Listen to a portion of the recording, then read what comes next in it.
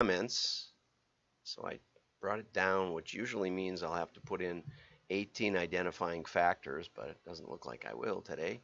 So if you're out there, give me a holler, and I'll say hello back just to prove that I'm alive, proof of life, and all that, right? And let's see if it's got sound. See if you can hear me out there. I don't hear anything so far.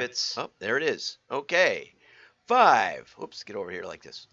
5, 4, 3, 2, 1. I'm John Miglosh for the Wisconsin DMA and the International Society for Strategic Marketing.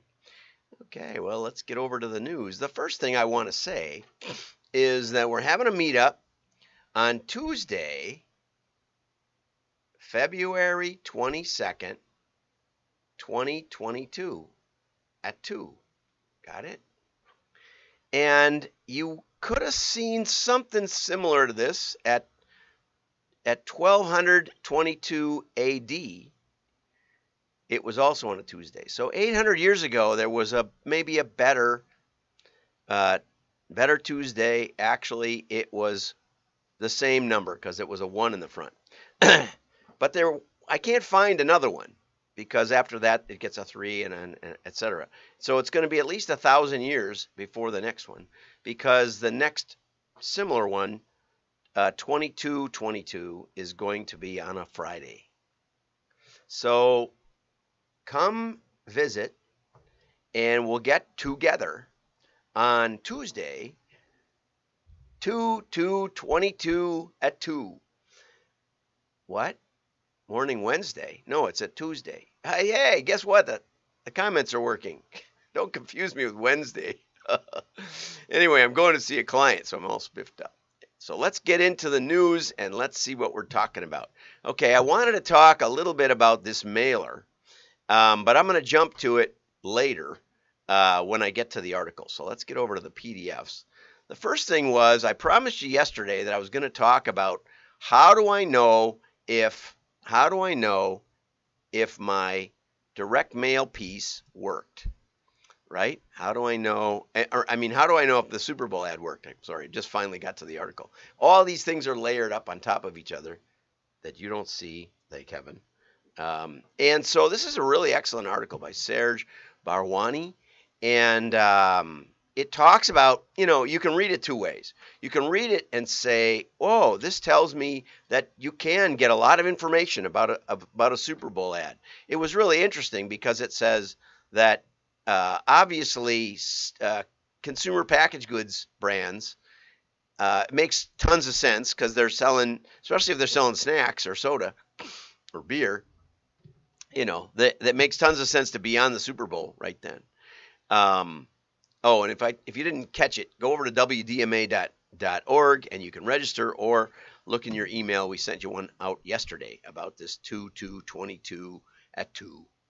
Anyway, 2/22 at 2/22/22 at 2. So it makes tons of sense, but even so, the marketers are asked to produce elaborate ROI analyses. And I'm curious about that. But part of it's because it costs you $7 million for a 30-second exposure. That's what Coinbase paid, in addition to the retired NFL stars or comedians or whatever it is that you pay to be in it, and production costs. Although the Coinbase one I showed you yesterday probably had low production costs. I gotta believe. Okay, but it's a sizable commitment. But what the article doesn't say, it's a sizable commitment, but what's your cost per thousand? And that's where the Super Bowl ad, unlike almost everything else, really shines, because we're still down at the $20 per thousand or whatever, maybe even less for that 7 million. It depends on how many people are watching. I don't know. I didn't go do the math, but that's always been the argument. If you're selling to everybody, the best value is a show that everybody watches. It's the way it works. Okay, so there's no, it's not a lot of math. But anyway, so how they produce this elaborate ROI analysis is kind of the rest of the game. He talks about, what about big ticket, automotive, financial services, travel? Only 5% of the target audience is in market to buy a vehicle, for example, at any one time, even of your market, of your target market. Only 5% are really looking for a car, ready to buy a car. So what we're really doing is we're trying to plant an idea in their head. That's, we're trying to say, oh, Ford is good. Ford's still afloat. Ford can afford to spend $7 million. That's part of what the game is about. It's not about convincing you to buy a Ford. It's about that Ford is still around. Proof of life, kind of like the show. I'm still around, and I'm going to go help a retailer launch into direct mail with some effort for the first time in the 35 years that we've known each other. And digitally native brands are going on the Super Bowl, like Coinbase, or whatever, because their performance advertising and short-term sales funnel is full of other digital advertisers and other email offers, etc. So they're trying to explore upstream awareness. So, in all cases, if the cost, and one of the things about the Super Bowl is you do pretty much know that people are watching at some level. Now, you never really know because, people look away. People run to the kitchen or other rooms. Or like our family, we decided that the Super Bowl was not that much fun to watch and too many do-overs, and the NFL just has huge problems with its own game. And so we watched, and this was a typical end of the game where an official basically decides the game in favor of one team, hands it to the other team. And so we watched an action comedy. And then, we watch a few other things. Okay. So, but one thing that people do is they tap into multiple tracking and measurement ideas. And the way they do it is they get user-initiated behaviors. So they look at how many people are clicking on their sites. Are they seeking out related content on social? Are they tweeting about it on Twitter? It's all anecdotal. There's not a lot of statistical validity to it because we don't know who's watching it, and more importantly, we know who's watching it and is interested to some extent because they reveal themselves, but we don't know who watched it and is completely uninterested. So the whole idea of machine learning and all the rest is unworkable. And so basically, this thing all goes into that hopper and says, as much as you'd like to, you can't really test all of it. You can't test who goes out 2 days later at retail and buys a 6-pack of your beer.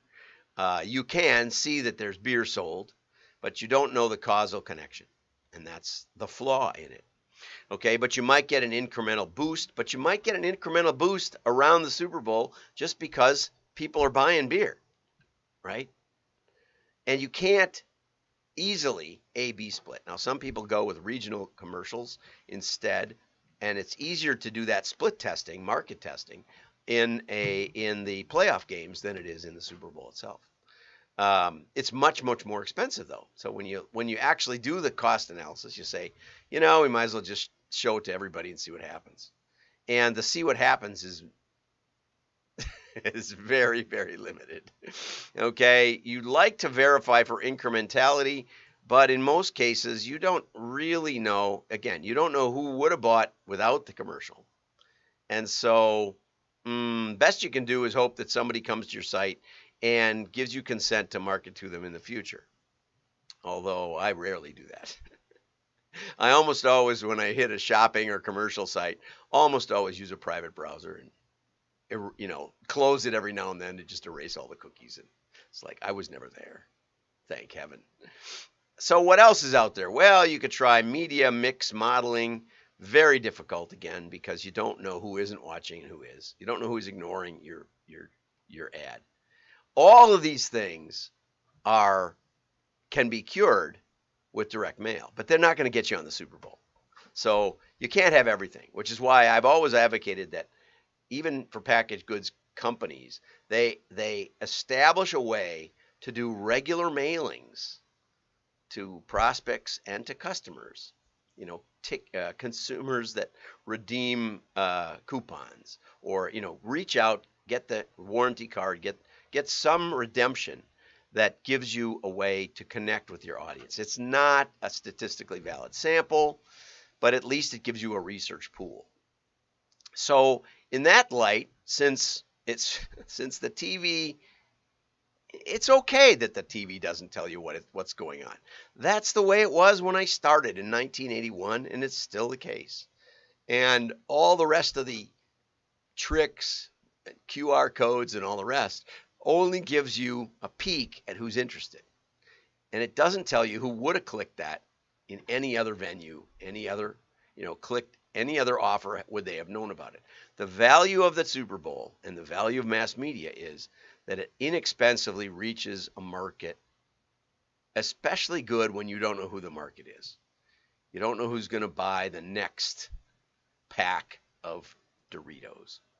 Okay, so then we go over to direct mail. Emily Christensen, who works at a direct mail agency.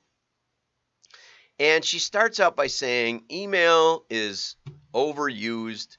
And can you guess how many unread? I had 57 since midnight. I now have a few more, so I probably have about 70. In 12 hours, I'll have 100, so 200 a day. That's a pretty good average, pretty good guess. I just happened to check. Are they unread because the sender simply outworn their digital welcome? Or are they unopened because you didn't trust the source? Neither, mostly. Mostly I'm busy. Don't have time to go see another offer from, I've been seeing a lot of, I registered on Indiegogo for a project I'm working on. So I see those, I trust them. I'm going to do the project, but I'm busy. Or I don't care. It's about stuff I don't care. Maybe it's about a cruise or something, a travel offer. You can tell what it is. It's not going to be a personal message from my long lost aunt's attorney offering me $10 million. Mostly there's just little or no connection. Somehow they got my email and maybe I bought something and they needed it to tell me it was coming or to pick up the package at the store. But I just don't have a connection. I unsubscribed to Walmart. I downloaded the app and to pick up a TV on Black Friday, and that was it. So a lot of reasons why I'm not reading all my emails. And so, Emily, you assumed things that already got me off track. At least make them hypothetical. Don't tell me the reason I haven't opened them. Okay, so lots of marketers are using email and makes it hard to cut through the noise. Okay, but there's another marketing channel that has an open field, which is mail. Postal Service says you only get 2 pieces of mail a day on average, most families, most households. We probably get more than that. It's easy to see but they would know. I mean, they've got they've got that informed delivery, and so it's easy to see why direct mail has such potency. Focus on that message. Direct mail possesses potency, okay? But how do you optimize that? And she says, well, one thing is you have to think about what action you want. Specific value proposition. A solution to a problem, relief from pain point, process of doing things that opens up new possibilities or potential. Tell me what's in it for me. WWIFM. What's in it for me? Excellent. What's in it? What's in the envelope? What's in the mailer? What is? And then give me an explicit call to action. Okay? So build your direct mail piece around a call of action, gets you an accurate measure of the results. And that's somewhat true. It's always better to have a call to action, right? And give the recipient a next step. Hopefully get them to buy. That's a one step is always more. It's really, really difficult to get. If you run the numbers, it's really difficult to do a mailing to generate leads where you really don't know your audience, and then send something else to generate a profit. Very, very difficult. So if you can compress that to one step, it's always better. Or if you use mass media or some other vehicle to get the lead in the first place, and then use mail as the follow-up, much easier to make it pay. Okay, so you can have a coupon. You can have bring a coupon into the store. make it easy to track. The trouble is that, you know, it'll only be a certain percentage. You'll never get that 100% trackability this way. You can have an online offer. Way down here, she mentions QR codes. That will give you a better percentage of the people that are interested in going forward. But then she goes to visits, clicks, and says, these are important metrics to determine ROI. Well, this is a lot of what the Super Bowl has. They're important, but you know, they kind of leave you hanging. It's really, you want to get to the finish line. You want to sell something, okay? And so then she gives one case study sort of thing, the Ticonderoga Mill, which is probably something she worked on, which includes an AR level, and brought the Ticonderoga Mill to life, although I'm not at all sure what it was about. So let's go over to the Ticonderoga Mill story. I got it at double time. So here's the package. I don't see any call to action in the initial opening. Elaborate mailer, expensive mailer. Elaborate. You can put all these little animals in, and then when you download your AR app, I suppose, you get to see a video content as part of it. It plays a video inside of this panorama that you've assembled. I don't see any coupon, you know, and I can't see so much. I can't see any 800 number or what we're after. So it seems as though they're violating their own principles in design. Okay, so let's get back to the design. Trouble is my YouTube channel covers up my PDFs. Paper size, color, font, image, copy, arresting design are all things designers think about, and mailers who want to win awards. Very, very difficult to get increased effectiveness by varying these things. Every now and then, if you make the font too small, if the offer isn't clear, if there is no offer, then design, in other words, is like a hygiene factor for Maslow. It's like something that can get you mad or something that can make it not work, something can sabotage it, but not something that will actually improve the response. That said, I've had headlines that improve the results 20%. I've had a change of image on the cover of a catalog improve the results 40%. I've had a change of paper in a catalog produce 20% lift. Amazing. Actually, cheaper paper. So, you know, it's right and it's wrong. The lumpy idea, she adds the lumpy idea, a pop-up or lumpy concept, always like that. Always like something to rattle, if you can, something that, you know, what is this? This is not just your average sales letter. Yes, those, but again, don't listen to me, don't listen to Emily, test it. Send out, make the offer the same, make the creative the same as much as possible, throw in something that rattles, and see if it's worth the extra cost, because it's going to cost more, right, than a flat. Okay. Finally, she gets to the target audience. That was amazing that was down here so far. I would say it's way more important. And then, and she talks about all these things to make the mailing more compelling. But remember, back at the beginning, what did she say? She said, mail is powerful. And, you know, she skipped a lot of reasons why mail is powerful. It is 3D. You know, it's not just that there's nothing else. I mean, I remember getting a Vermont Country Store catalog yesterday in the mail here at the office. I don't know why I remember it, but it's 3D, it's heavy, you know, it takes a little effort to throw away. And I also got something to the HR director. We don't have an HR director. It's a totally irrelevant mailing piece, but I remember it, okay, because it's tactile. So mail has inherent advantages besides the disadvantages of email and digital. So anyway, you know, it's an interesting article. There's some good ideas. It might trigger some thoughts for you, but basically test. And if you're doing a lot of mass media, there's excellent ways to incorporate direct mail down the chain. So go over to WDMA.org and subscribe, and you get the show notes. You can read the articles for yourself. You can feel free to comment and tell me what you think. Have a great day. Like and share. Your friends will know you're smart. Bye-bye.